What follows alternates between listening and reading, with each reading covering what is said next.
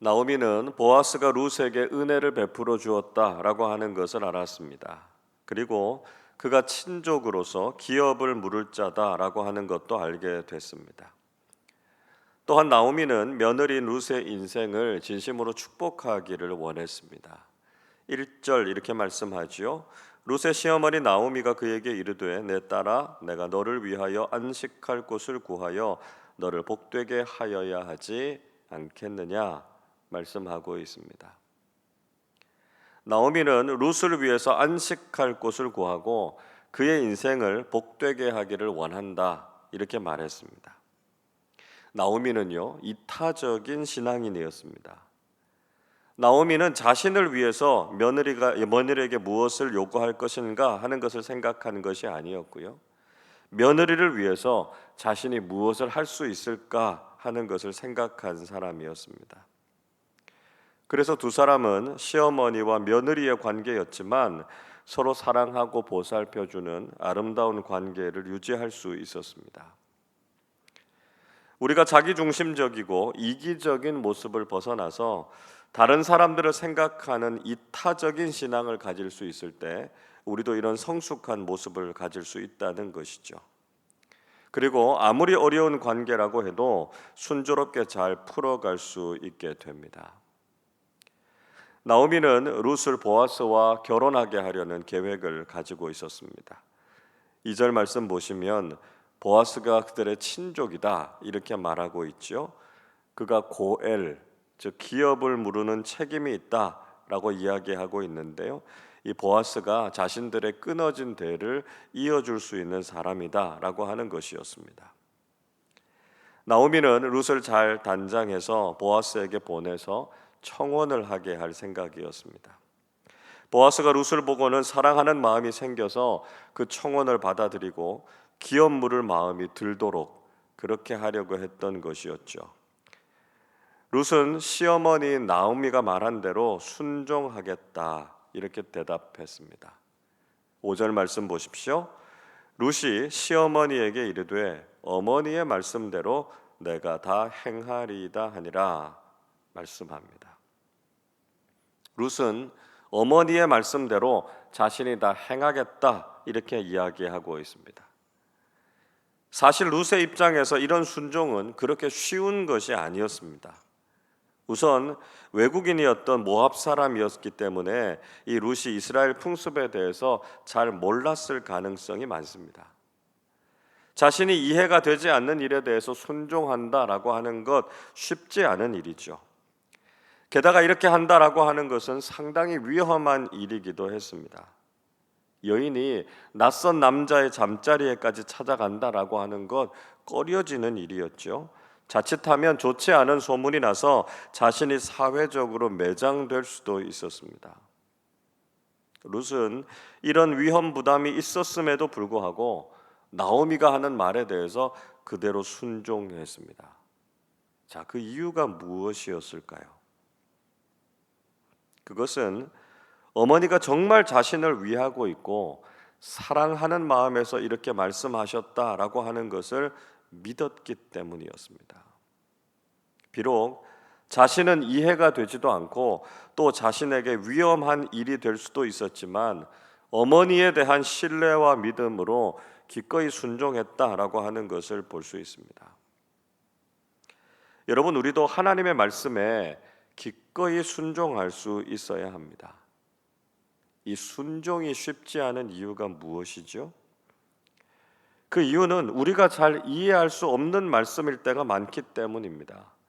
또 인간적으로는 위험해 보일 수도 있기 때문입니다. 그러나 하나님께서 우리를 사랑하신다라고 하는 것과 하나님께서 우리에게 가장 좋은 것을 주신다라고 하는 신뢰가 있다면 우리도 룻처럼 순종할 수 있다는 것이죠.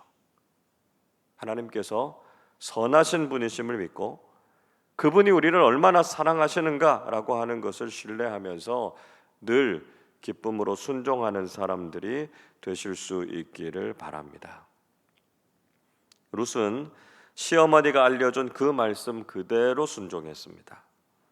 7절 말씀 보시면 보아스는 타작을 마치고 기쁜 마음으로 먹고 마셨습니다. 그리고 쉬고 잠을 자기 위해서 곡식단 더미의 끝에 누웠습니다. 그러자 룻은 그의 발치 이불을 들고 거기에 같이 누웠습니다. 잠을 자던 보아스는 몸을 뒤척이다가 곁에 누군가가 있다라고 하는 것을 알고 흠칫 놀랐습니다. 혹시 자신을 해치려고 하는 사람인지, 혹시 자신의 재산을 탐낸 도둑은 아닌지, 또 그렇지 않으면 들짐승이 혹시 자신을 공격하러 왔는지 이유를 알 수 없어서 놀랐을 것입니다. 밤이었으니까요, 주변이 잘 보이지 않았기 때문에 아마 더 놀랐을 것입니다. 그때 룻은 자신을 밝히면서 왜 자신이 그곳에 왔는지를 이야기해 주었습니다. 9절을 보십시오. 이르되 내가 누구냐 하니 대답하되 나는 당신의 여종 루시오니 당신의 옷자락을 펴 당신의 여종을 덮으소서. 이는 당신이 기업을 물을 자가 됨이니이다. 룻은 보아스에게 그의 옷자락을 펴서 자신을 덮어달라 이렇게 부탁했습니다. 이 말은 룻이 보아스에게 정식으로 청혼을 하고 있는 것입니다. 보아스가 기업 물을 자이기 때문에 자신에게 은혜를 베풀어 줄 것을 간청하고 있는 것이죠. 갑작스러운 룻의 청혼에 대해서 보아스가 어떻게 반응하고 있습니까? 10절 이렇게 이야기합니다. 그가 이르되 내 딸아 여호와께서 내게 복 주시기를 원하노라. 내가 가난하건 부하건 젊은 자를 따르지 아니하였으니 내가 베푼 인애가 처음보다 나중이 더하도다 말씀합니다. 우선 보아스는 룻에게 하나님께서 복을 주시기를 빌고 있습니다. 자, 다시 한번 보아스가 어떤 성품의 사람인가 하는 것을 엿볼 수 있죠. 그는 앞에서도 자신의 밭에서 일하는 하인들에게 먼저 하나님께서 복을 주시기를 원한다 이렇게 이야기했습니다. 그는 주인이기 때문에 굳이 종들에게 이렇게 말할 이유가 없었습니다. 그러나 그는 자신의 일꾼들을 사랑하고 아끼는 마음으로 복을 빌어 주었고요. 하인들도 기꺼이 그 주인을 향해서 복을 빌어 주었습니다. 이번에도 보아스는 룻을 진심으로 축복했습니다. 보아스는 룻이 얼마나 사랑이 많은 사람인지를 알고 있었습니다. 룻이 젊은 사람을 따라가서 결혼을 할 수도 있었을 텐데 그렇게 하지 않은 것에 대해서 룻을 칭찬했습니다. 사실 룻의 입장에서는 남편이 이미 죽었기 때문에 다른 젊은 남자를 만나서 결혼을 해도 사실 아무런 문제가 되지 않았습니다. 또 룻이 모함 여인이어서 굳이 이스라엘의 율법을 따라서 자신이 얽매일 필요도 없었습니다.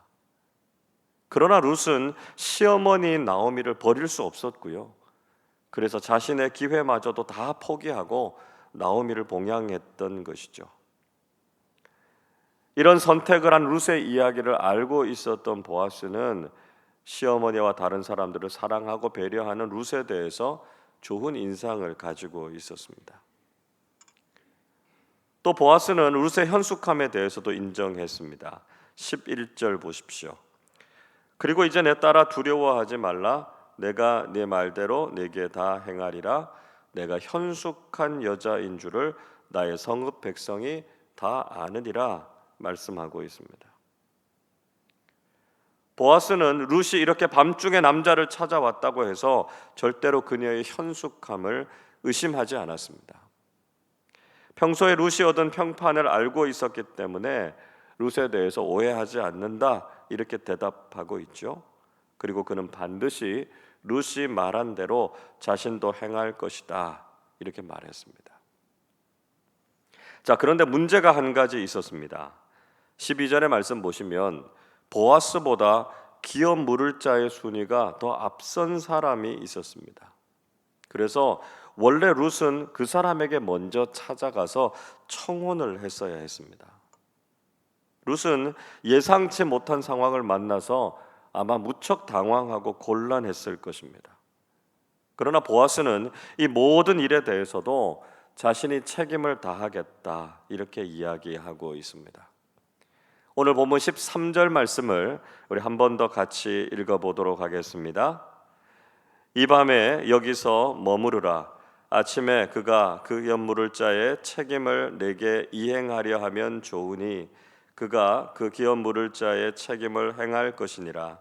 만일 그가 기업 물을 자의 책임을 내게 이행하기를 기뻐하지 아니하면 여호와께서 살아계심을 두고 맹세하노니 내가 기업 물을 자의 책임을 내게 이행하리라.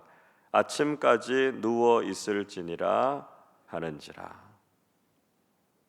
보아스는 아침에 직접 그가 기업 물을 사람을 찾아가서 그 책임을 다하라 이렇게 권면하겠다고 이야기했습니다. 그리고 만약에 그가 그 책임을 다하는 것을 기뻐하지 않으면 반드시 자신이 그 책임을 다하겠다 이렇게 말하고 있습니다. 보아스의 말에서 우리는 기업 물을 자의 책임이라고 하는 말에 주목해야 됩니다.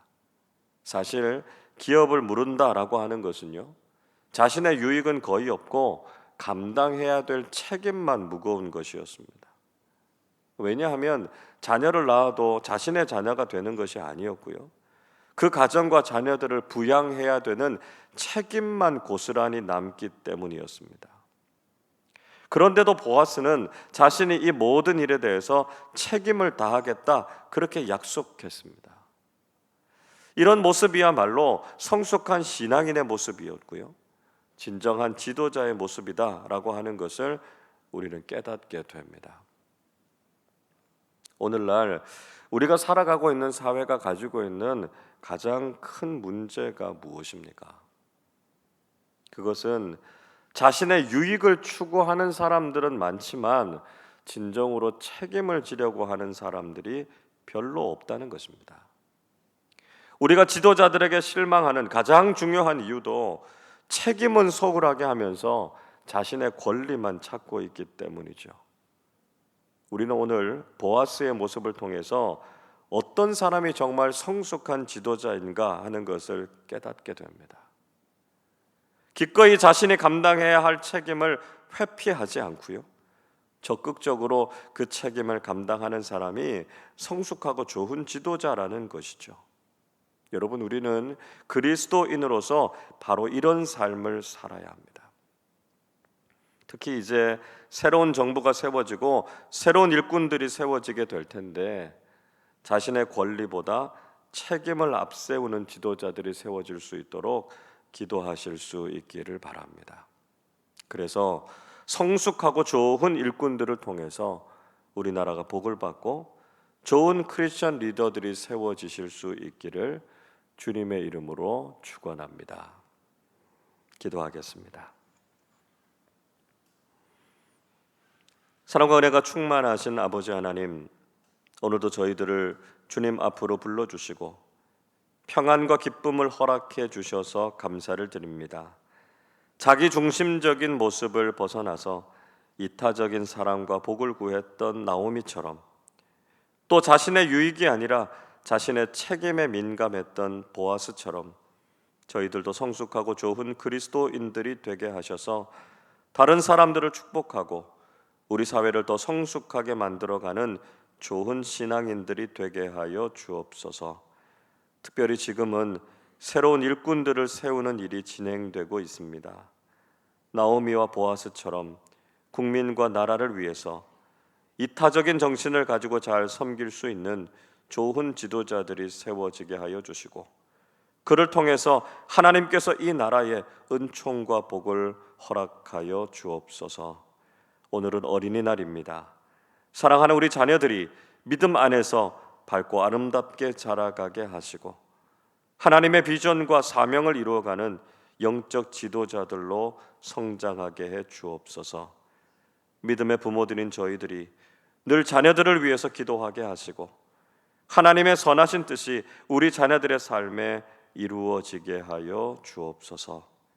감사드리며 우리 주님 예수 그리스도의 이름으로 기도하옵나이다. 아멘.